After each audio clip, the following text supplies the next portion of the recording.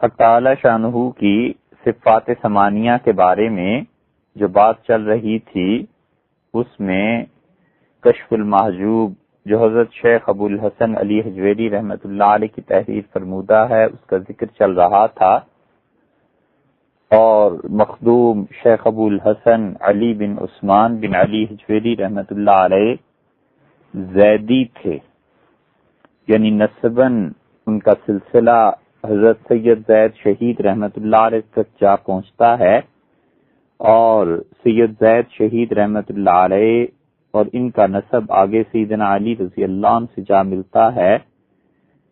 افغانستان کے مشہور شہر غزنی کے قریب ایک گاؤں یا ایک جگہ تھی، حجویر اس کا نام تھا، اور شیخ علی بن عثمان حجویری رحمۃ اللہ علیہ اسی سے مشہور ہوئے،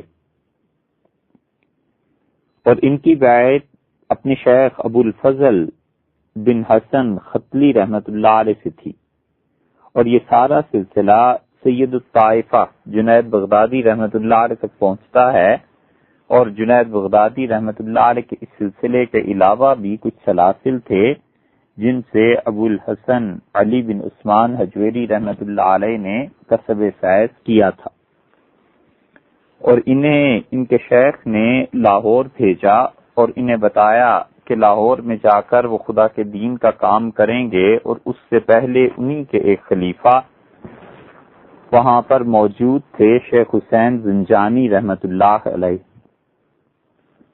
اور لاہور ہی میں یہ کشف المحجوب تحریر فرمائی گئی، اور عام طور پہ ان کا سال وفات 465 ہجری کہا جاتا ہے، مگر بعض محققین نے 500 ہجری کے قریب ان کا انتقال لکھا ہے۔ اور کشف المحجوب میں جس طرح صوفیہ اور ان کے متعلقات پر انہوں نے بحث کی ہے، اس کتاب کے مطالعے سے پتہ چلتا ہے کہ علم کلام میں بھی اللہ تعالی نے انہیں تباہر عنایت فرمایا تھا، اور مولانا جامی رحمت اللہ علیہ جیسے انسان جنہوں نے نفحات الانس لکھی ہے، اور جن کی کتابیں پڑھنے سے اندازہ ہوتا ہے کہ مولانا جامی رحمت اللہ علیہ کا اپنا کتنا وسیع علم تھا، انہوں نے کشف المحجوب کے بارے میں اور حضرت کے بارے میں بہت اچھے الفاظ لکھے،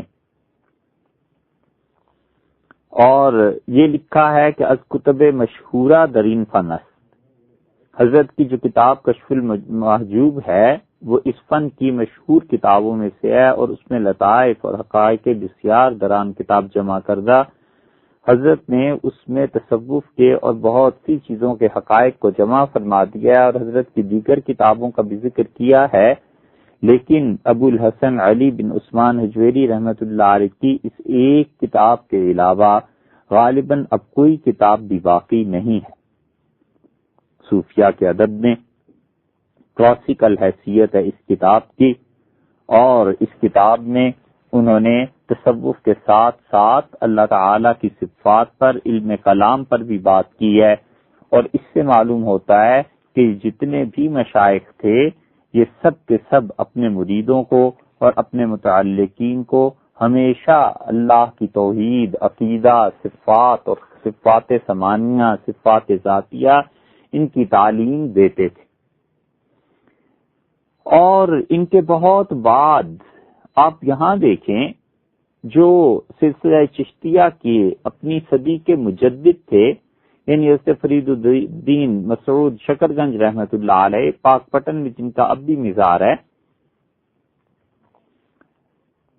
حضرت نظام الدین اولیاء رحمۃ اللہ علیہ نے یہ بات تحریر فرمائی یا کہی، اور ان کے ملفوظات میں یہ چیز مل جائے گی کہ انہوں نے کہا کہ جب میں حاضر ہوا تو حضرت نے مجھ سے پوچھا کہ عقیدے میں کیا پڑھا ہے، تو یہ دہلی سے آ رہے تھے، اور دہلی علم کا مرکز اور گہوارہ صدا سے تھا اور اب بھی ہے، بڑے بڑے اللہ کے اچھے بندے وہاں موجود رہے اور اب بھی ہیں، تو دہلی سے ایک آدمی جو چلتا ہے اور پاک وطن جیسے دور افتادہ مقام پر پہنچتا ہے، گویا کہ اس زمانے کے اعتبار سے ایک گاؤں تھا، اپنی گاؤں ہی کی طرح کا ہے، تو وہاں پر پہنچ کے حضرت نے ان سے پوچھا، غالباً یہ خیال رہا ہوگا کہ دہلی سے آئے ہیں تو یقیناً بہت سی چیزیں پڑھی ہوئی ہوں گی، اور حضرت کا یہ خیال درست بھی تھا. حضرت نظام الدین اولیاء رحمۃ اللہ علیہ اتنے معقولات اور منقولات میں پڑھ لکھ چکے تھے کہ وہ جس محفل میں بیٹھتے تھے وہاں پر جو بحث شروع ہو جاتی تھی مخالف کو لاجواب کر دیتے تھے. تو شیخ وقت نے جب پوچھا کہ عقیدے میں کیا پڑھا ہے تو انہوں نے بتایا، اور پھر شیخ نے ابو شکور سالمی رحمت اللہ علیہ کی کتاب التمہید عقیدے کے باب میں انہیں خود پڑھائی، اور ابو شکور سالمی رحمت اللہ علیہ کی عقیدے کے باب کی یہ کتاب اب بھی چھپی ہوئی ملتی ہے. اور یہ تقریباً 300 سال بعد کے افراد میں سے ہیں یا 200 سال بعد کے افراد میں سے ہیں. تو مشائخ جو تھے سلسلہ چشتیہ صابریہ کے، اس وقت تو سلسلہ چشتیہ ہوتا تھا. حضرت سے فرید الدین مسعود رحمت اللہ علیہ سے آگے 2 شاخیں ہوئیں، ایک صابری اور ایک نظامی ہو گئے. نظام الدین اولیاء رحمت اللہ سے سلسلہ نظامیہ چلا اور صابر کلیری رحمت اللہ علیہ سے سلسلہ چشتیہ صابریہ چلا. لیکن یہ سب مشائخ اپنے مریدوں کو عقیدے کی تلقین کرتے تھے، عقیدہ پڑھتے تھے اور پڑھاتے تھے. اور یہ زوال کا دور امت کا اس وقت نہیں تھا. اب تو محض چند ایک اچھے خواب دیکھ لیے اور اپنے دل کو اطمینان ہو گیا، اور خلافت اور اجازت اس طرح عام ہو گئی ہے کہ اس زمانے میں بیعت ہونا اتنا آسان نہیں تھا جتنا اب خلافتیں اور اجازتیں لوگوں کو ملنی آسان ہو گئی ہیں. تو وہ لوگ خود بھی کامل تھے، اکمل تھے، ان کے مرید بھی کامل اکمل ہوا کرتے تھے. تو وہ عقیدے کی بحث سنتے تھے، کرتے تھے، پڑھتے تھے، پڑھاتے تھے. اسی لیے حضرت علی حجویری رحمت اللہ علیہ نے اپنے مشائخ زمانہ میں سے تھے، اس کے باوجود جو بات کی ہے وہ ساری عقیدے کے متعلق بھی تحریر فرمائی ہے. اور بھی چیزیں ہیں، اور ان میں سے ایک چیز عقیدہ بھی ہے. پکے حنفی تھے، راسخ القدم تھے، اور باری تعالیٰ کی توحید کے بارے میں شیخ نے جو کچھ لکھا ہے، امام ابو حنیفہ رحمۃ اللہ کے الفقہ الاکبر دیکھ لیجئے اور وہ دیکھ لیجئے، کئی چیزیں اس میں ملتی ہیں. امام ابو حنیفہ رحمۃ اللہ علیہ کے فقہ اکبر کی عبارت پہلے گزر چکی کہ واللہ تعالی واحد لا من طریق العدد، اللہ تعالیٰ ایک ہے اور عددی اعتبار سے نہیں ہے. ولیکن من طریق انہ لا شریک لہ، بلکہ اس کی وحدانیت ایسی ہے کہ اس کا کوئی شریک نہیں ہے. اور یہی چیز فارسی میں آپ کو ان کے یہاں بھی مل جائے گی. کشف المحجوب میں فرماتے ہیں بیدان کے خداوند تعالی یکیس، جاننا چاہیے کہ اللہ تعالی ایک ہے. اور آگے لکھتے ہیں وَدُوئی بروے روانہ باشد، اور اللہ تعالی کے لیے کوئی دوسرا نہیں ہے. وہ یگانگی وے عدد نیست، اور اللہ تعالی کا ایک ہونا عدد کے اعتبار سے نہیں ہے، کیونکہ اگر آپ عدد کے طور پر مانیں گے تو 1 2 3 اس طرح چلیں گے نا. اور اس طرح نہیں ماننا، بلکہ اللہ کو ایسے اکیلا ماننا ہے کہ اس جیسا کوئی ہے ہی نہیں. تاب اسبات دیگر عدد دوگردد، تا وحدانیتش عدد بود. اس لیے حضرت فرماتے ہیں کہ اللہ تعالیٰ کو عدد کے اعتبار سے ایک نہیں ماننا جائے گا، کیونکہ اس طرح پھر عدد آگے کو بڑھیں گے، بلکہ اللہ کو ایک ایسا ماننا ہے کہ اس جیسا کوئی ہے ہی نہیں. اور پھر یہی چیز حضرت علی حجویری رحمت اللہ علیہ نے کشف المحجوب میں صفات باری تعالیٰ کے متعلق بھی لکھی ہے. اور صفات باری تعالیٰ میں انہوں نے کمال کی چیزیں لکھی ہیں اور بتایا ہے کہ اللہ کی صفات کیا کیا ہیں اور ان پر عقیدہ اور ایمان ضروری ہے. اور ہم جس عقیدے کی بات کر رہے ہیں 8 اللہ کی صفات ذاتیہ کی انہوں نے بھی تحریر فرمائی. اور فرماتے ہیں وَأَمَّا عِلْمْ بَصِفَّاتِ وَ آنَست، یہاں سے شروع کیا ہے کہ اللہ تعالی کی صفات کا علم یہ ہے کہ بدانی کہ ویرا صفات بدو موجود، کہ اللہ تعالی کی ایسی صفات ہیں جو اس کے ساتھ ہیں کہ آن نہ بیس، اور اللہ کی صفات اللہ نہیں ہیں اور نہ ہی اللہ تعالی کی صفات اس کے علاوہ ہیں۔ یہ ایک مستقل عقیدہ ہے کہ اللہ کی صفات نہ اس کی ذات کا عین حصہ ہیں اور نہ اس سے الگ ہیں۔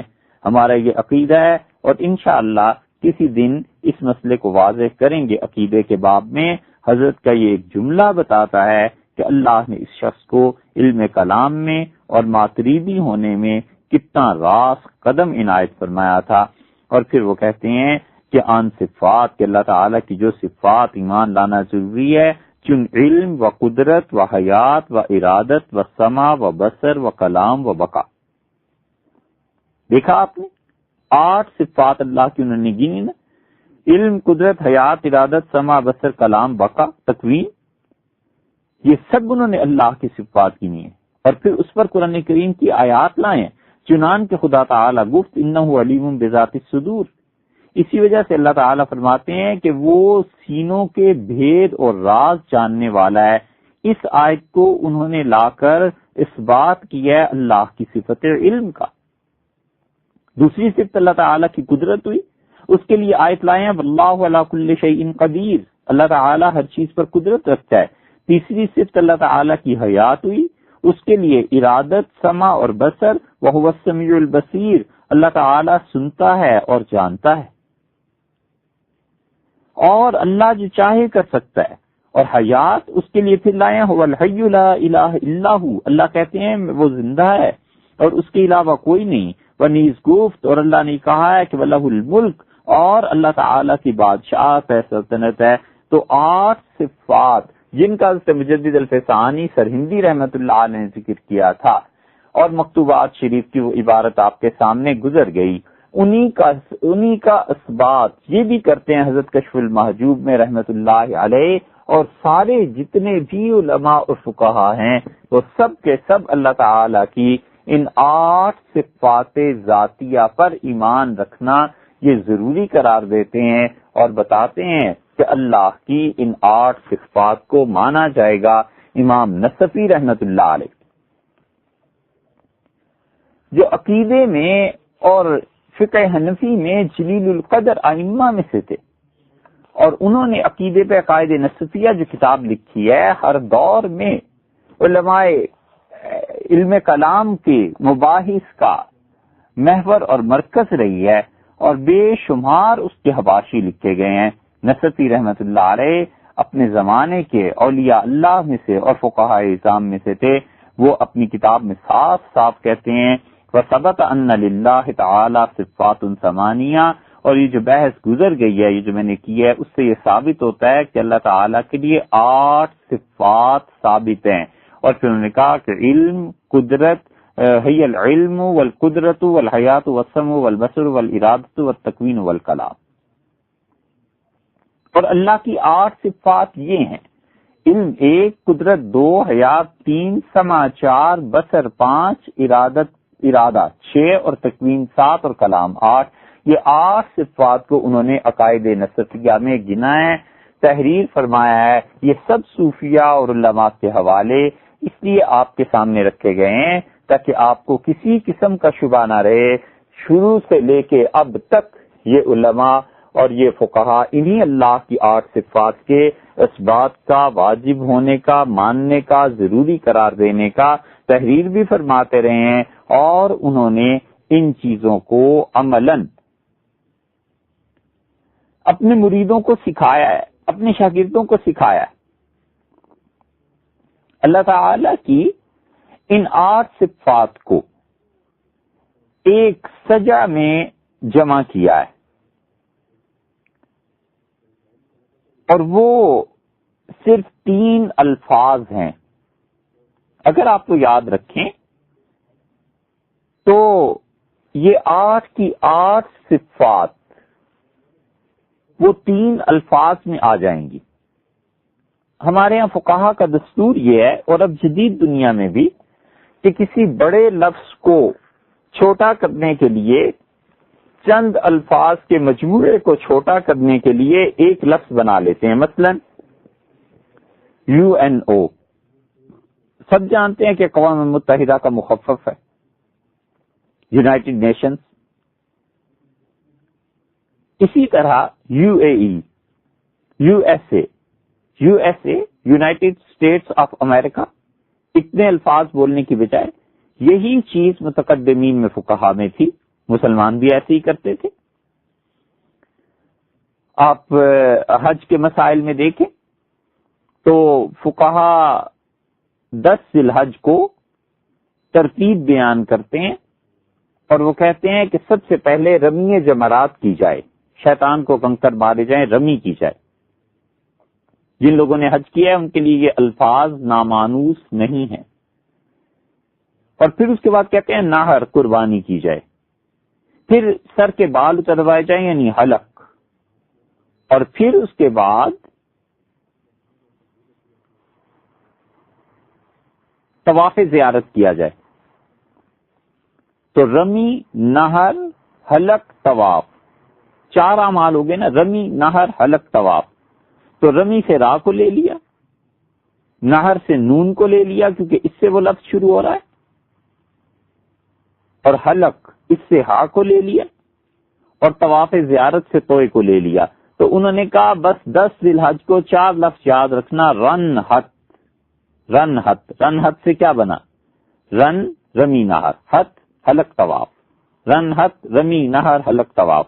بالکل اسی طرح اللہ تعالی کی ان 8 صفات کو یاد رکھنے کے لیے ایک سجا ہے، ایک چھوٹا سا گویا ایک طرح کا بالکل معمولی سا مصرع کہہ لیں یا شاعری کہہ لیں، اور ان 3 الفاظ کو اگر آپ یاد رکھیں تو اللہ کی 8 صفات اس میں آ جائیں گی، اور وہ ہے ساعت حق کب، ساعت حق کب، سین الف عین تے، ساعت، ساعت فارسی میں گھڑی کو بھی کہتے ہیں، اردو میں بھی استعمال ہوتا ہے لمحہ کے معنی میں، سیکنڈ کے معنی میں، گھنٹہ، منٹ، اس معنی میں استعمال ہوتا ہے نا، ایک ساعت کو رکیے، یہ لفظ ہو گیا پہلا ساعت۔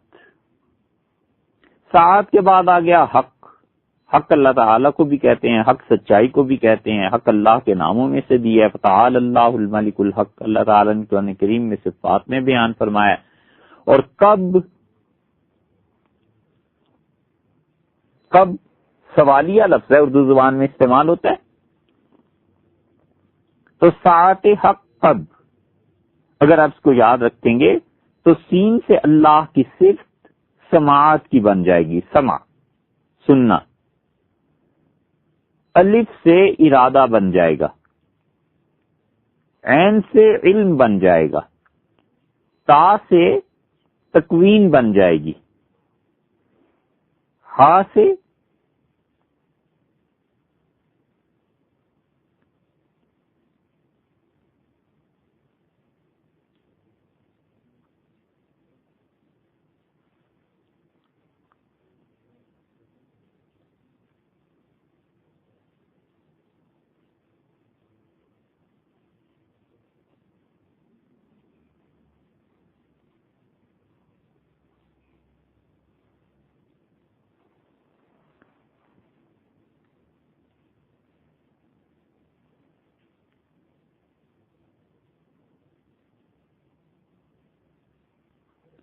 حیات بن جائے گی، قاف سے قدرت، دوسرا کاف کشش والا، کلام، با سے بصر۔ تو ساعت حق کب، ان تمام حروف سے اللہ کی 8 صفات بن جائیں گی، سین سے سمع، الف سے ارادہ، عین سے علم، تا سے تکوین، ہا سے حیات، قاف سے قدرت، دوسرے کاف سے کلام، اور با سے بصر۔ تو علم، حیات، قدرت، سمع، بصر، ارادہ، کلام، تکوین، ان 8 کو گویا کہ آپ نے ترتیب میں اگر لے آئیں اس سجا کے مطابق، اس فکرے، ان چند الفاظ کے مطابق، تو سمع، ارادہ، علم، تکوین، حیات، قدرت، کلام، بصر، سمع، ارادہ، علم، تکوین، حیات، قدرت، کلام، بصر، یہ 8 صفات ہیں اللہ کی، آسانی سے یاد کی جا سکتی ہیں، اور ان 8 صفات کو یاد رکھنا، یاد کرنا اور ان پہ ایمان لانا اور یہ سوچنا کہ اللہ کی 8 صفات ہیں ذاتی اور میں ان کو مانتا ہوں یہ ہزارہا حج کرنے سے اور لاکھوں ایسی نمازوں سے زیادہ ثواب کی چیز ہے جو نمازیں اور حج اللہ نے قبول کر لی ہوں، اس لیے کہ یہ اللہ تعالی کی ذات پاک کے ساتھ ان مسائل میں سے ہے جن پہ ایمان لانا ضروری ہے۔ اگر ایمان ہوگا تو یہ اعمال میں جا کر وزن پڑے گا، اور ایمانی سرے سے نہیں ہوگا تو پھر اس انسان کے باقی معاملات کا کیا بنے گا؟ تو اس لیے اللہ کی 8 صفات ہیں، ان پر ایمان لانا ضروری ہے۔ یہ تو وہ صفات تھیں جو ذاتی طور پر اللہ تعالی کی تھیں۔ میرا یہ عقیدہ ہے کہ اللہ تعالی نے اپنے لیے جتنی بھی صفات کا ذکر کیا ہے وہ سب کی سب اللہ کی صفات ثابت ہیں، اور اس سوال کے بغیر ثابت ہیں کہ وہ کیا ہے۔ یہ سب اس کی صفات ذاتیاں ہیں، اور میں ایسے ہی انہیں مانتا ہوں جیسے اللہ تعالی نے ارشاد فرما دیا ہے۔ اللہ تعالی اس پہ قائم رکھے مجھے بھی اور ان تمام لوگوں کا جن کا کسی طرح بھی مجھ سے تعلق اور واسطہ بنتا ہے، جو ان میں سے زندہ ہیں اور جو دنیا سے گزر گئے، اور اللہ تعالی اسی عقیدے کے ساتھ اپنے پاس حاضر کرے، اور اللہ اسی عقیدے پر ثواب بھی دے، اور اللہ تعالی کی رضا اور خوشی بھی اس عقیدے کے ساتھ نصیب۔ اس کائنات میں جتنا کچھ بھی نظر آتا ہے یہ سب کا سب حق تعالی شانوی کے کرنے سے ہے، اور اس کائنات میں جتنا بھی نظر آتا ہے سب کچھ اس کی قدرت اور اس کے ارادے کے تحت۔ اس سرز و سما کے عرصے میں یہ جتنا کھچم کھچا ہے، یہ ٹھاٹ تجھی نے باندھا ہے، یہ رنگ تجھی نے رچا ہے۔ حیوان پکھیرو نر ناری، کیا بوڑھا حالق بچہ ہے، کیا دانا بینا ہوش بھرا، کیا بھولا ناداں کچا ہے، کل عالم تیری یاد کرے تو صاحب سب کا سچا ہے۔ سیار ثوابت لوح قلم، جنات عدن فردوس فلک، خورشید سے لے مہتاب تلک، مہتاب سے لے خورشید تلک، آثار تباعے قوس و جدی، میزان اسد سرطان ہر یک، کیا رضواں غلماں جنت کے، کیا عرش بری کیا حور و ملک، کل عالم تیری یاد کرے تو صاحب سب کا سچا ہے۔ اسی کی یاد حق ہے، اسی کے ساتھ عقیدہ درست ہے، وہی مالک ہے جو سب کی بناتا ہے، اور وہی ہے جس کی طرف ساری کل مخلوق رجوع کرتی ہے اور ہاتھ پھیلاتی ہے، اور اللہ کی ذات کے علاوہ کوئی نہیں ہے جس کے لیے یہ صفات ثابت کی جائیں۔ اس لیے اللہ تعالی کی توحید اور اس کی ذات کے اقرار کے بعد اب یہ عقیدہ ماننا یہ ضروری ہو گیا۔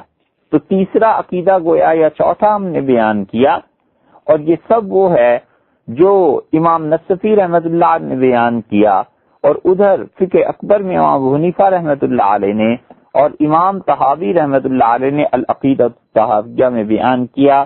یہ عقائد اللہ تعالی کی صفات کے متعلق ہم آپ کے سامنے رکھ رہے ہیں، اور آخر پر پہنچ کے عقیدہ طحاویہ اور فقہ اکبر کی عبارت کے ساتھ انہیں منطبق کر دیں گے تاکہ احساس رہے کہ ان کتابوں سے باہر ہم نہیں نکلے۔ ان 8 صفات کے بعد ایک اور عقیدے کی بات کرنی ہے، اور وہ یہ ہے کہ ہے وہ بھی اسی کا ایک حصہ، یا اس کو الگ سمجھ لیجئے یا اس کے ساتھ ہی سمجھ لیجئے، اللہ تعالی کی صفات کی دوسری قسم ہے صفات فعلیہ۔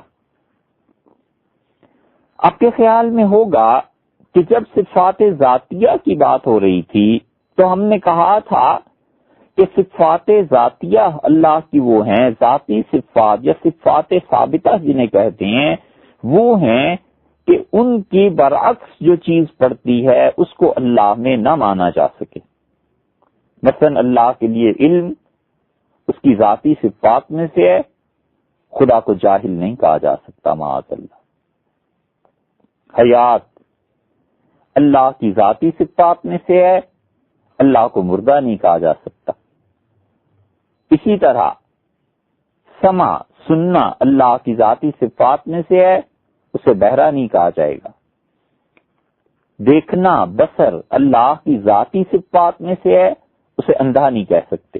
کلام حق تعالی شانہ کی اعلیٰ اور اجل صفات میں سے ہے، اللہ تعالیٰ کے لیے گونگے کا لفظ استعمال نہیں ہو سکتا، کیونکہ موت، جہالت، عاجزی، گونگا، بہرا ہونا یہ سب کے سب نقائص ہیں، اور اللہ کی ذات پاک ان سب سے وراء البراء ہے۔ یہ تو ہیں صفات ذاتیہ، اور ان 8 صفات کا بار بار ذکر آتا رہے گا تاکہ آپ کو اچھی طرح یہ یاد ہو جائیں۔ دوسری قسم اللہ تعالی کی صفات فعلیہ ہیں۔ صفات فعلیہ وہ ہیں جن کا تعلق اللہ کے علاوہ غیر سے ہو۔ ایک سرا اللہ سے ملتا ہے، دوسرا سرا کہیں اور ملتا ہے۔ ایک طرف حق تعالی شانہ کی ذات ہے، اس نے ان چیزوں کو پیدا فرمایا ہے اور وہ نافذ ہو رہی ہیں، دوسری طرف جا کے ان 8 صفات کو چھوڑ کر باقی تمام اللہ کی صفات فعلیہ ہیں، اور صفت فعلی میں پہلی بات یہ ہے کہ حق تعالی شانہ کی طرف سے وہ آتی ہے اور دوسرے تک پہنچتی ہے،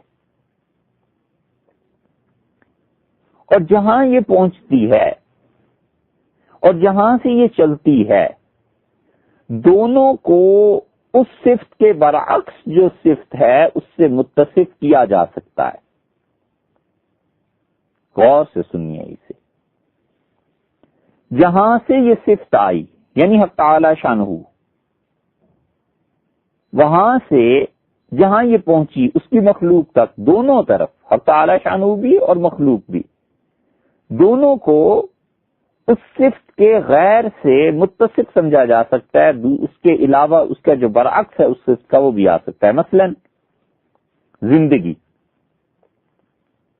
حق تعالی شانہ دیتے ہیں، پہلی بات تو یہ کہ اس کے ساتھ دوسرا کون؟ زندگی کسی کو ملے گی نا، انسان کو، اور زندگی کے برعکس موت ہے، تو اللہ زندگی بھی دیتا ہے، موت بھی دیتا ہے۔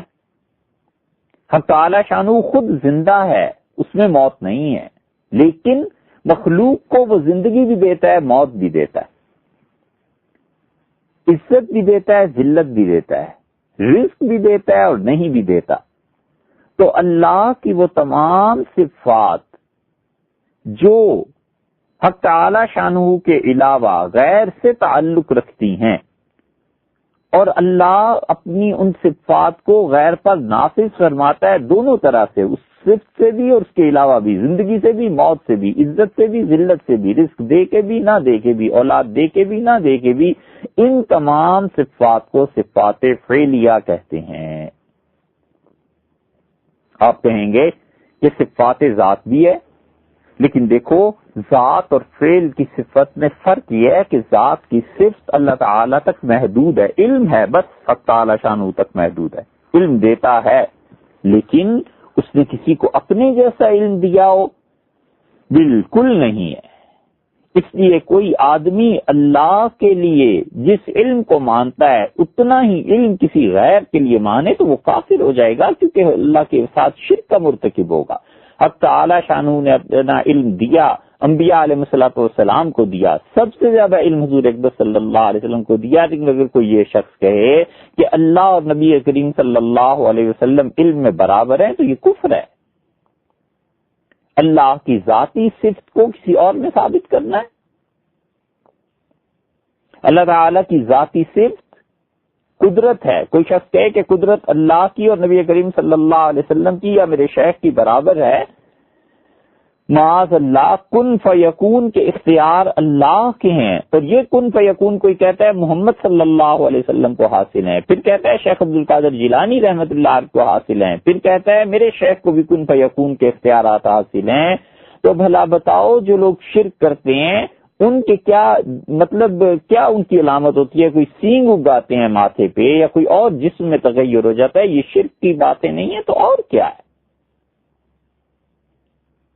بلا شک و شبہ اللہ اپنی تمام صفات میں اکیلا اور یکتا ہے، کسی کی مجال نہیں ہے کہ دم مار سکے، کسی کی ہمت نہیں ہے کہ حق تعالی شانہ کے علم، قدرت، ارادہ، سمع، بصر، کلام، تکوین، ان تمام کی تمام صفات ثمانیہ میں حق تعالی شانہ کے ساتھ کسی درجے میں بھی کوئی شریک ہو۔ بس وہی وہ ہے، وہ عطا کرتا ہے، دے دیتا ہے، اور اس کی اپنی صفات کسی کے دینے سے نہیں آئی۔ تو صفت ذاتی اور فعلی میں فرق یہ کہ صفات ذاتیہ اس کی اپنی ہے اور فعلیہ وہ اپنی مخلوق کو دیتا ہے۔ مثلا علم ہے، اس نے دیا، اور جہالت وہ بھی ہوتی ہے، زندہ کرتا ہے، مارتا ہے، عزت دیتا ہے، ذلت دیتا ہے۔ ہاں، صفات فعلیہ میں اور ذاتیہ میں تیسرا فرق یہ ہے کہ ہم ہر جگہ پر حق تعالی شانہ کی صفات فعلیہ کو بیان نہیں کرتے، عزت کی وجہ سے، ادب کی وجہ سے۔ جتنی بھی فعل کی صفات ہیں اللہ جن کا تعلق مخلوق سے ہے اسی کے لیے، لیکن ادب کی وجہ سے، احترام کی وجہ سے ہم بولتے نہیں، بات نہیں کرتے۔ ادب ہوتا ہے، احترام ہوتا ہے تعالی شانہ کا، وہ قائم رکھنا چاہیے۔ کون نہیں جانتا کہ اللہ تعالی کے قبضے میں ہی شر بھی ہے، خیر بھی ہے اور شر بھی ہے۔ ہمارا عقیدہ ہے شر کو اللہ نے پیدا کیا ہے، برائی کو اللہ نے پیدا کیا ہے اور اللہ کے قبضے میں ہے۔ اس کے باوجود قرآن نے ہمیں بتایا ہے کہ بیدک الخیر، اللہ تیرے ہاتھ میں خیر ہے۔ آنا چاہیے تھا بیدک الخیر والشر، اللہ خیر اور شر دونوں تیرے ہاتھ میں ہے نا۔ اللہ نے ہمیں سکھایا کہ میرے ساتھ صفات فعلیہ کی جب بات کرو تو ادب اور احترام کے ساتھ کرو۔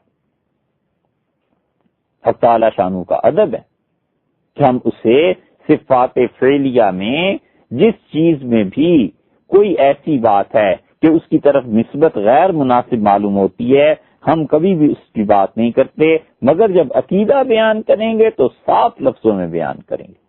فقہا نے لکھا ہے کہ ایک شخص کہتا ہے اللہ تعالیٰ تمام جہان کو رزق دینے والا ہے، ٹھیک ہے، اور ایک شخص کہتا ہے کہ اللہ تعالیٰ کتوں، بندروں، سوروں اور بچھوؤں کا پالنے والا ہے، ان کا پروردگار ہے بات یہ بھی ٹھیک، ان کا اگر اللہ مالک نہیں ہے تو اور کون ہے؟ بندروں، کتوں، سوروں اور بچھوؤں کو اللہ رزق نہیں دیتا تو اور کون دیتا ہے؟ لیکن فقہا کہتے ہیں کہ اس طرح نہیں کہنا چاہیے کہ حق تعالی شانہ کی جلال، اس کی عظمت، اس کی بادشاہت، اس کی بزرگی، اس کی شہنشاہیت کے خلاف ہے، نہیں کہنا چاہیے، ادب سے کام لینا چاہیے۔ تو صفات فعلیہ، زندہ کرنا، مارنا، عزت دینا، ذلت دینا، رزق دینا، نہ دینا، اولاد کا دینا، نہ دینا، رزق میں وسعت ہونا، تنگی ہونا، یہ سب کی سب چیزیں اللہ کی صفات میں سے ہیں، اور یہ صفات فعلیہ جو ہیں در حقیقت صفت تکوین میں داخل ہے۔ تکوین کا ایک لفظ اجمال ہے اور باقی سب اس کی تفصیلات ہیں۔ اللہ تعالی نے فرمایا ہے کہ انما امرہ اذا اراد شیئا ان یقول له کن فیکون، اور اللہ کے ہاں تو یہ ہے کہ جب کسی چیز کا ارادہ فرما لیں، کہہ دیں کہ ہو جا، وہ ہو جاتی ہے۔ تو اس لیے یہ کن سے پیدا کرنے کا نام تکوین ہے۔ تو ہمارا عقیدہ یہ ہوا کہ اللہ تعالی کی ساری صفات کاملہ پر ہم ایمان لائے۔ آگے ان کی دو قسمیں ہو گئیں، ایک صفات ذاتیہ اور فعلیہ۔ ہم نے کہا ہم اللہ ہر چیز پر ایمان لاتے ہیں، کل من عند ربنا، تمام یہ علم ان چیزوں کا یہ اللہ ہی کی جانب سے ہے۔ اس کے بعد ایک اور عقیدہ سنیے، یہ بحث بس پوری ہو گئی، اس کو آگے نہیں لے جانا۔ وغیرہ صفات فعلیہ اور ذاتیہ میں اس سے بھی بڑھ کر فرق بیان کیے ہیں، مگر وہ ساری اہل علم کی مباحث ہیں، ہمارے سمجھنے کو بس اتنا ہی غالباً کافی ہوگا۔ اور اس کے بعد ایک عقیدہ یہ رکھنا ضروری ہے کہ تعالی شانہ اس تمام کائنات میں ہر چیز کا جاننے والا ہے۔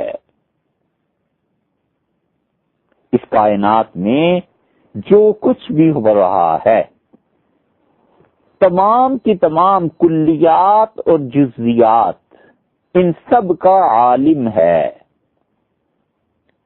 آسمان اور زمین اور جو کچھ آسمانوں سے اوپر ہے اور زمینوں سے نیچے ہے، کوئی ذرہ برابر اس کے احاطہ علم سے باہر نہیں ہے۔ اللہ کا علم ان سب چیزوں پر حاوی ہے۔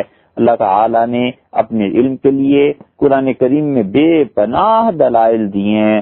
ہر جگہ اللہ کے علم کے دلائل مل جائیں گے۔ اللہ تعالی نے بتایا ہے کہ اسی کی ذات ہے جو ہر چیز کو جاننے والی۔ اسی لیے سورہ بقرہ میں تیسرے پارے کے بالکل آغاز میں اللہ تعالی نے فرمایا ہے کہ یعلم ما بین ایدیہم وما خلفہم، جانتا ہے جو اس کی مخلوق کے سامنے ہے اور جو لوگوں کی پیٹھ کے پیچھے ہے۔ ولا یحیطون بشیء من علمہ، اور اللہ کے علم سے کوئی چیز بھی تو گھیر نہیں سکتے۔ ذرہ برابر، بشیء ذرہ برابر، من علمہ الا بما شاء، مگر جو وہ چاہے تو کسی کو اپنے علم سے دے دے۔ وسع کرسیہ السماوات والارض، اس کا علم، اس کی کرسی کے دونوں طرح سے تفسیر کی گئی ہے، علم سے بھی اور قدرت سے بھی۔ اس نے زمین و آسمان کو اپنے گھیر میں لے رکھا ہے۔ اللہ کا علم ہے ہر چیز کے لیے، کیا کلیات ہیں، کیا جزیات ہیں، ایک چیز کا علم اللہ کو ہے، کوئی چیز اللہ کے علم سے باہر نہیں ہے۔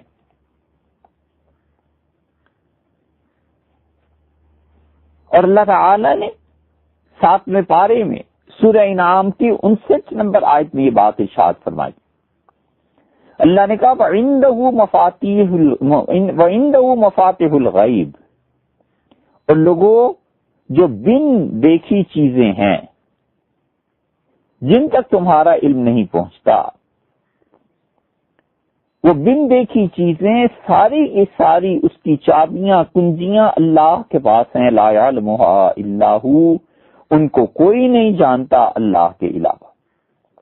اس کائنات میں کیا کیا ہو رہا ہے اور اس کائنات کے علاوہ کیا کیا چیزیں ہیں، کوئی نہیں جانتا۔ وَيَعْلَمُ مَا فِي الْبَرِّ وَالْبَحْرِ، اور اللہ جانتا ہے جو جنگل میں ہے اور جو دریا میں ہے۔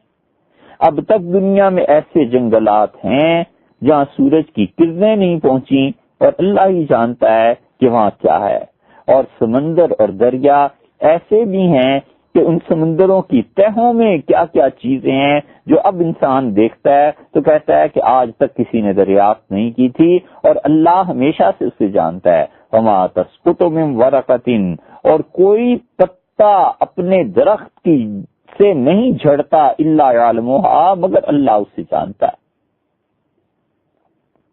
کتنے درخت ہیں اس دنیا میں اور کتنے پتے گرتے ہیں، اور ایک لمحے میں کتنے پتے گر رہے ہوتے ہیں۔ وما تسقط من ورقۃ الا یعلمها، تو کوئی پتا درخت سے الگ نہیں ہوتا مگر اللہ جانتا ہے۔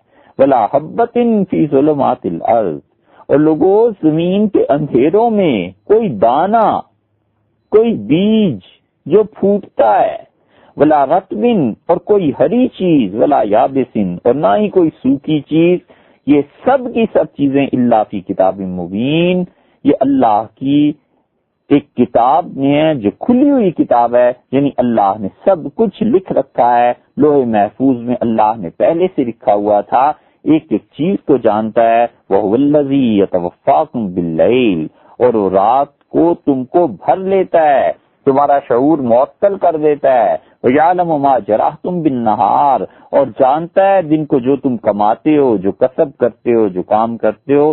ثُمَّ يَبْعَثُكُم فِيهِ، اور پھر تم کو اٹھائے گا، لِيُقْضَىٰ أَجَلٌ مُّسَمًّى، تاکہ وہ وعدہ جو اس نے کیا ہے حساب و کتاب کا وہ پورا ہو۔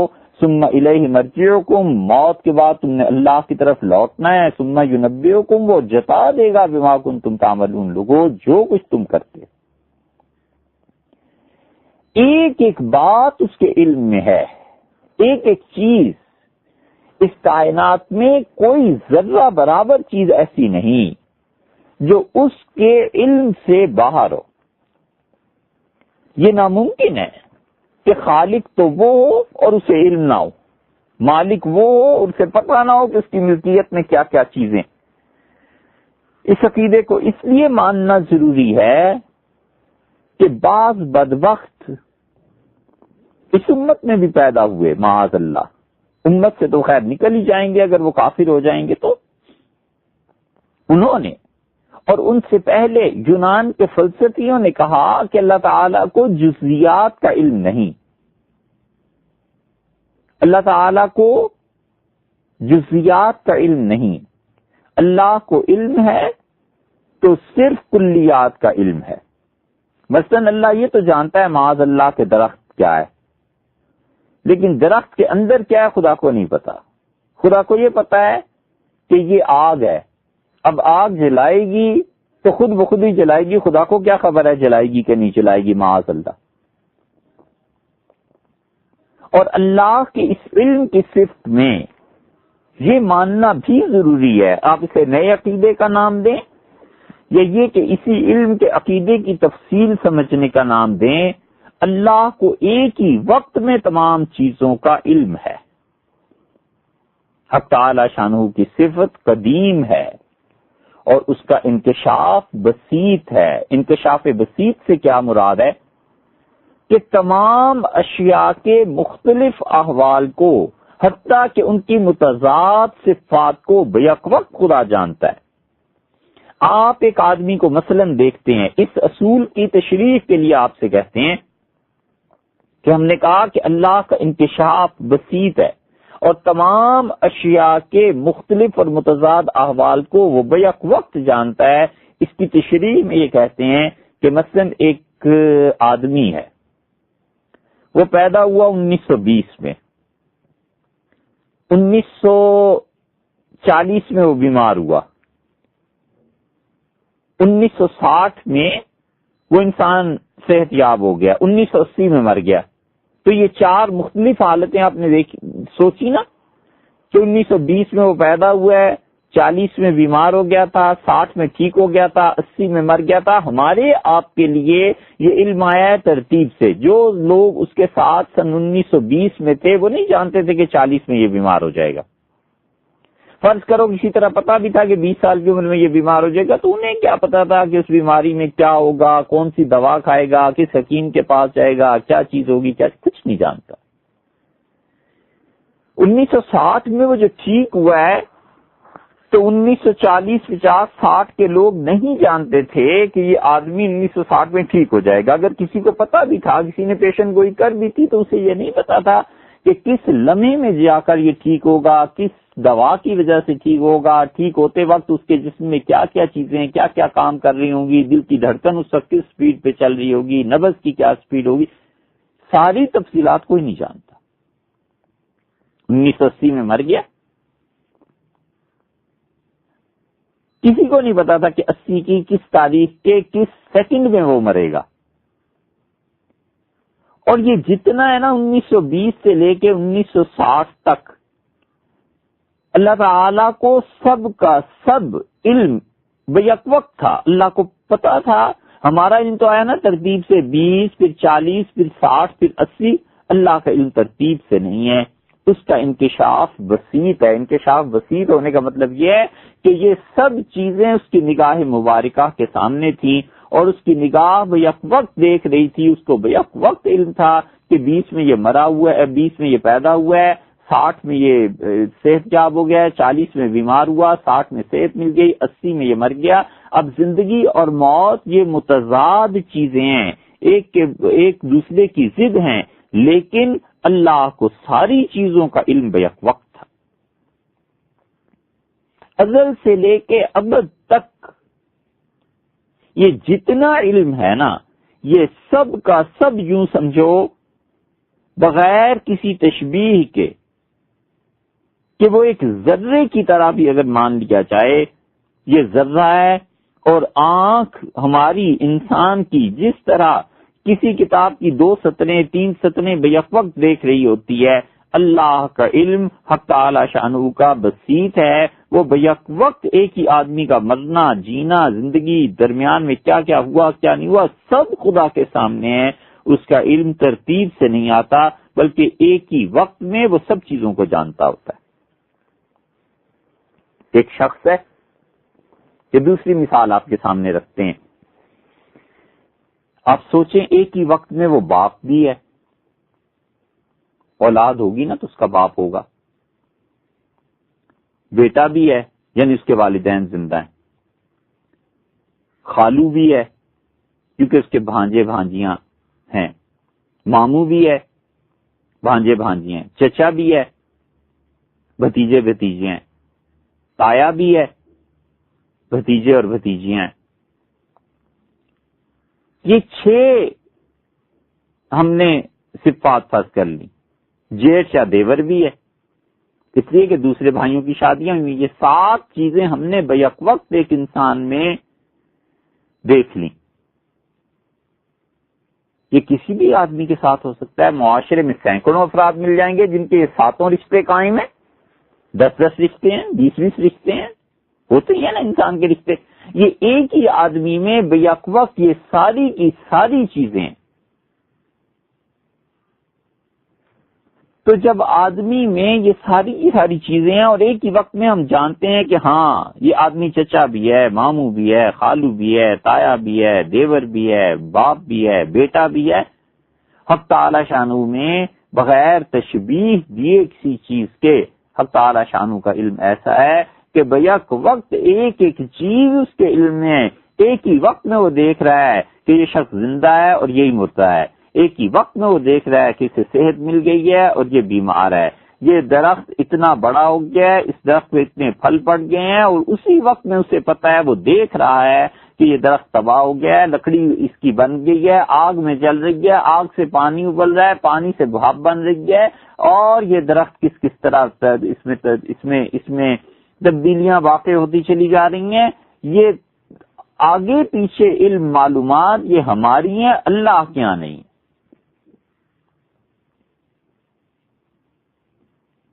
اس لیے اللہ کے لیے علم کا معنی جانا ضروری ہے. اور یہ جو صفت علم کی بحث ہے وہ یہی ہے کہ اللہ کا علم اس کائنات کی ایک ایک جزوی کو محیط ہے، ایک ایک ذرے کو محیط ہے، سب جانتا ہے، کوئی چیز اس سے چھپی ہوئی نہیں ہے. اور نہ صرف یہ کہ اس سے چھپی ہوئی نہیں ہے بلکہ اس کے ساتھ ساتھ وہ اس علم کو ترتیب کا محتاج نہیں ہے. معاذ اللہ، وہ ترتیب کے محتاج ہم لوگ ہیں. حق تعالی شانہ ترتیب سے اس کا علم نہیں، اسے ایک ہی وقت میں ساری چیزوں کا پتہ ہے.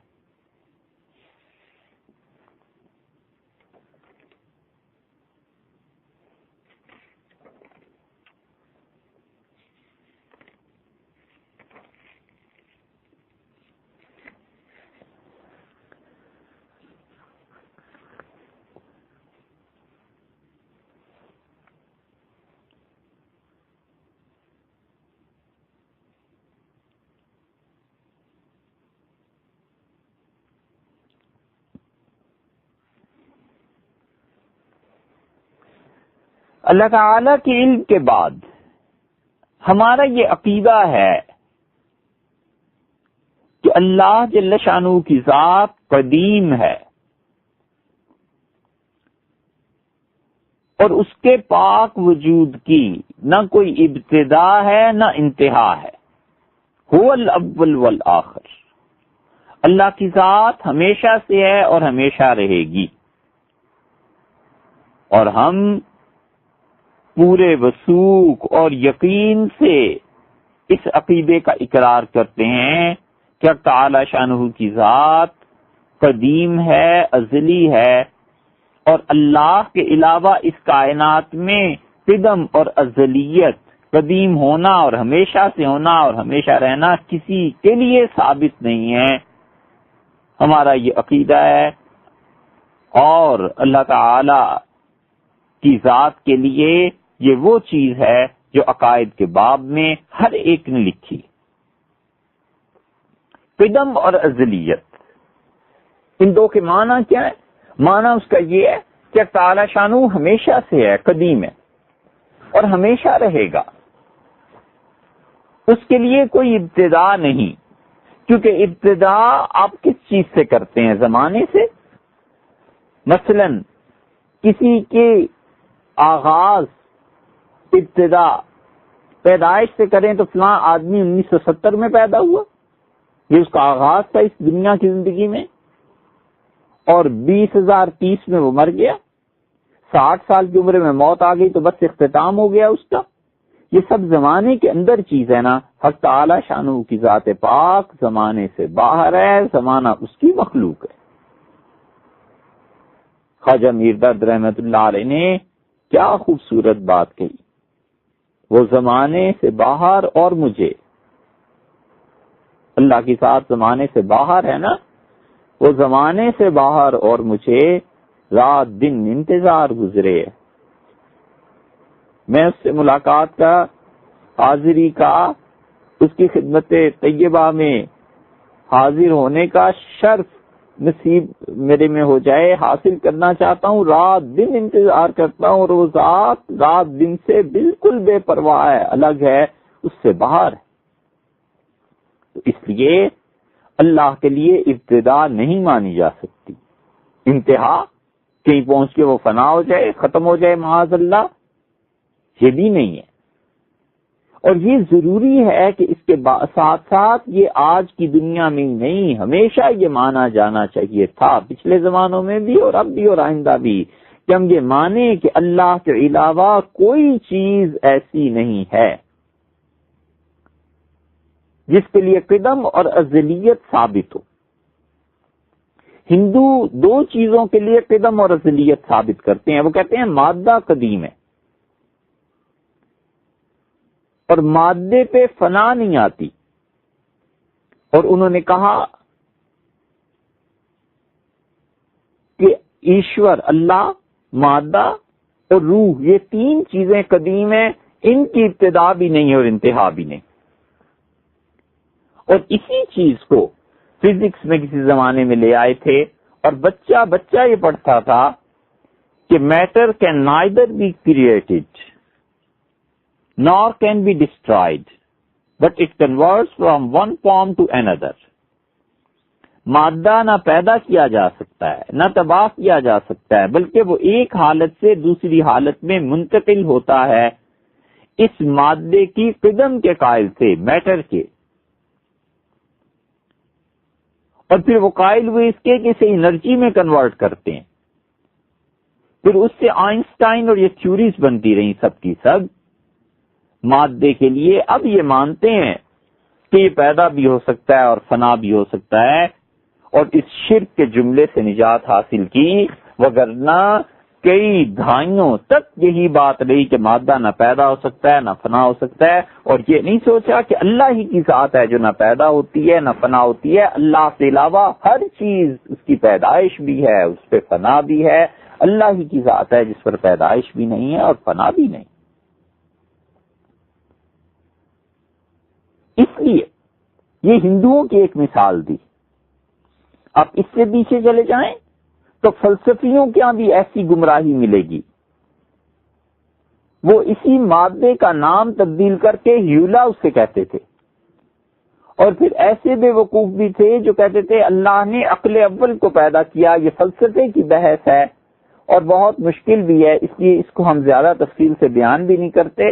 ان کی گمراہیوں کا کیا بیان کرنا ہے، بس سیدھا سادہ آدمی اپنا عقیدہ درست رکھے کہ حق تعالی شانہ ہمیشہ سے ہے اور ہمیشہ رہے گا، اس کی کوئی ابتدا نہیں ہے، کوئی انتہا نہیں ہے، اور اللہ کے علاوہ کوئی چیز بھی ایسی نہیں ہے جس کی نہ کوئی ابتدا اور نہ انتہا ہو۔ ہر چیز اللہ کی مخلوق ہے، ہر چیز فنا ہونے والی ہے، ہر چیز کی ابتدا ہے، ہر چیز کی انتہا ہے سوائے اللہ۔ بس اسی کے لیے فلاسفہ کی گمراہی کے رد کے لیے اہل علم نے کام کیا۔ ابو علی سینا اور اس کے ماننے والے یہ مادہ کے متعلق کہتے تھے، قدم کے قائل تھے، اسی لیے ابو علی سینا کی امت میں 3 افراد نے تکفیر کی ہے، امام غزالی رحمت اللہ علیہ نے، لیکن امام غزالی رحمت اللہ نے غالباً براہ راست ابو علی سینا کو کافر نہیں کہا، بلکہ انہوں نے کہا وہ تمام لوگ کافر ہیں جو مادہ کے متعلق یہ سمجھتے ہیں کہ وہ مخلوق نہیں ہے۔ وہ کہتے ہیں اللہ ہی کی ذات ہے جو ہمیشہ سے اور ہمیشہ رہے گی، باقی ہر چیز کو فنا ہونا ہے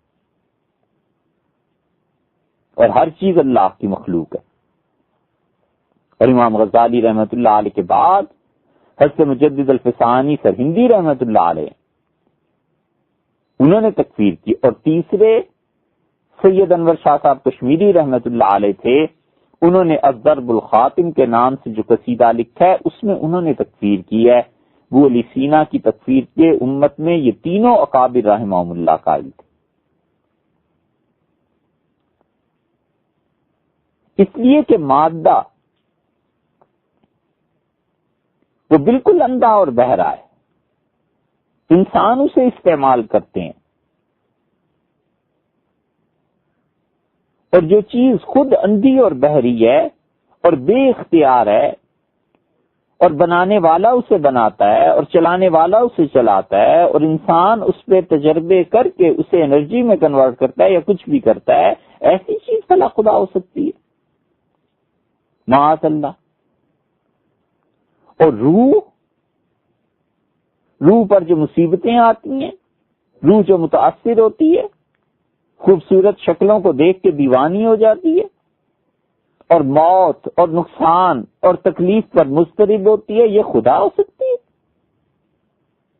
ذرا بھی اللہ نے عقل دی ہو تو انسان سمجھ سکتا ہے کہ کچھ نہیں ہے اللہ کے علاوہ، وہی ذات ہے جو گرتوں کو تھام لیتی ہے، اور وہی ذات ہے جو زخموں پر مرہم لگا دیتی ہے، اور وہی ذات پاک ہے جو دانا و بینا ہے، سمع اور بصر اس کی صفات ہیں، اس کے علاوہ کہیں یہ چیز نہیں ہو سکتی جیسی کہ اس میں ہے۔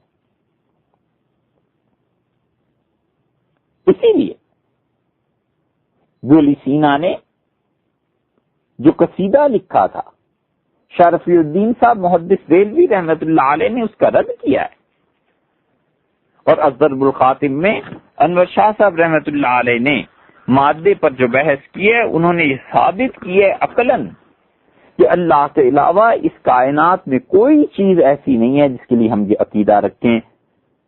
اس لیے میرا عقیدہ ہے اللہ تعالیٰ اس پہ قائم رکھے، اسی پہ موت دے، اپنے سامنے اسی پہ کھڑا کرے اور خوشی اور رضا نصیب فرمائے کہ اللہ تعالیٰ شانہ کی ذات ہمیشہ سے ہے اور ہمیشہ رہے گی، اس کے لیے کوئی ابتدا نہیں ہے، کوئی انتہا نہیں ہے، اور اس کے علاوہ کائنات کی ہر چیز اس کی مخلوق ہے، اور ان سب چیزوں کے لیے ابتدا بھی ہے، اور اللہ اگر چاہے گا تو ان کے لیے انتہا بھی ہے۔ قدم اور ازلیت سوائے اللہ کے اور کسی چیز کے لیے ثابت نہیں ہے۔ اللہ تعالیٰ مجھے اسی پہ قائم رکھے، اور ان تمام لوگوں کو بھی جن کا کسی درجے میں بھی سازش سے تعلق ہے، اللہ تعالیٰ اسی ایمان کے ساتھ اپنے سامنے اپنی خوشی سے حاضری نصیب فرمائے، اسے قبول کرے۔ اس لیے متقدمین جو تھے انہوں نے ان عقائد پر ایک ایک چیز پر بحث کی۔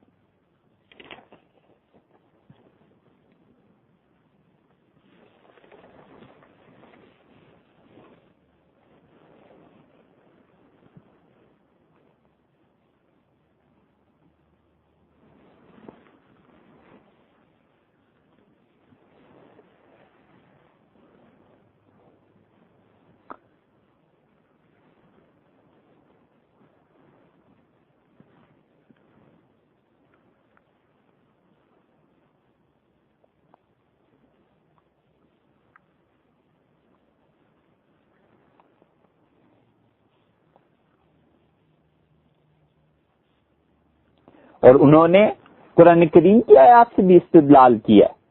اللہ نے فرمایا لیس کمثلہ شیء، کوئی چیز نہیں ہے جو اس ذات پاک جیسی ہو. وہ جو کچھ کرتا ہے اپنے اختیار سے کرتا ہے، ہر چیز کی آواز کو سنتا ہے، ہر کسی کو پکار کو سنتا ہے، اور وہ پکار اور آواز آسمان سے ہو یا زمین سے ہو، ایک ایک چیز بیک وقت اس کے علم میں ہے.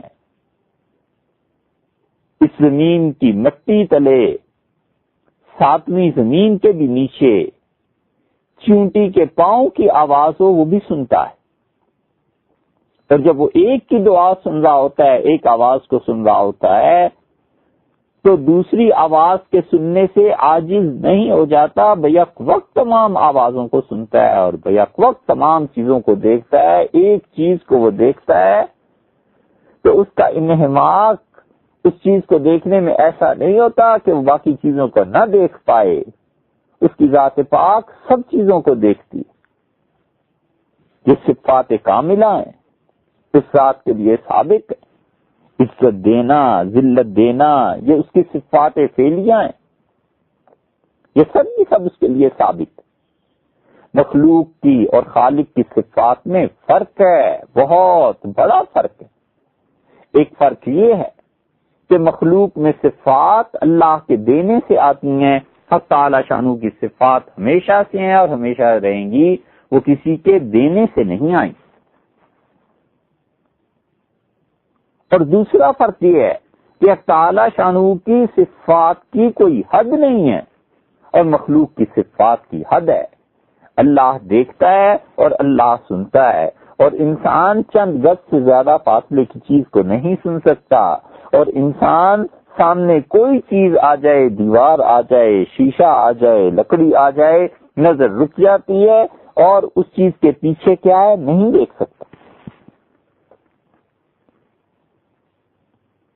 انسان کا علم ترتیب سے آتا ہے، اللہ کا علم بغیر ترتیب کے ہے، بیک وقت ساری چیزیں اسے حاصل ہیں. انسانوں پہ اور کائنات کی ہر چیز پر فنا ہے، بس اللہ کی ذات ہے جس پر فنا نہیں ہے. اگر اس پر فنا مان لیا جائے معاذ اللہ، تو یہ پوری کائنات ٹکڑے ٹکڑے ہو جائے اور اس پوری کائنات کا شرازہ بکھر جائے. اسی لیے اللہ نے فرمایا وَإِنَّ رَبَّكَ لَيَعْلَمُ مَا تُكِنُّ صُدُورُهُمْ وَمَا يُعْلِنُونَ، اور تیرا رب خوب جانتا ہے جو چھپ رہا ہے لوگوں کے سینوں میں اور جو وہ کھول دیتے ہیں. وَمَا مِنْ غَائِبَةٍ فِي السَّمَاءِ وَالْأَرْضِ إِلَّا فِي كِتَابٍ مُبِينٍ، اور کوئی چیز نہیں ہے جو غائب و آسمان اور زمین میں بن دیکھی ہے انسانوں کے لیے، مگر اللہ کے ہاں تو وہ کھلی کتاب میں ہے. اللہ کو علم ہے. یہ جتنی صفات ہیں یہ سب کی سب خدا کے لیے ثابت ہے. حیات، علم، قدرت، ارادہ، سمع، بصر، کلام، تکوین، یہ 8 صفات اور اس کے ساتھ ساتھ صفات فعلیہ. اور اللہ کا علم تمام کلیات اور جزیات پر محیط ہے. ایک ایک چیز کو اللہ کے علم میں ہے، وہ جانتا ہے، سنتا ہے، دیکھتا ہے. اور اللہ کی ذات پاک قدیم ہے، ازلی ہے، یعنی اس کے وجود کی کوئی ابتدا نہیں ہے اور کوئی انتہا نہیں ہے. اللہ کے لیے قدم اور ازلیت ثابت ہیں اور اللہ کے علاوہ کسی چیز کے لیے قدم اور ازلیت ثابت نہیں ہے. یہ قدم اور ازلیت اس پہ اتنا زور کیوں دے رہے ہیں، یہ انشاءاللہ آئندہ نشست میں بات کریں گے.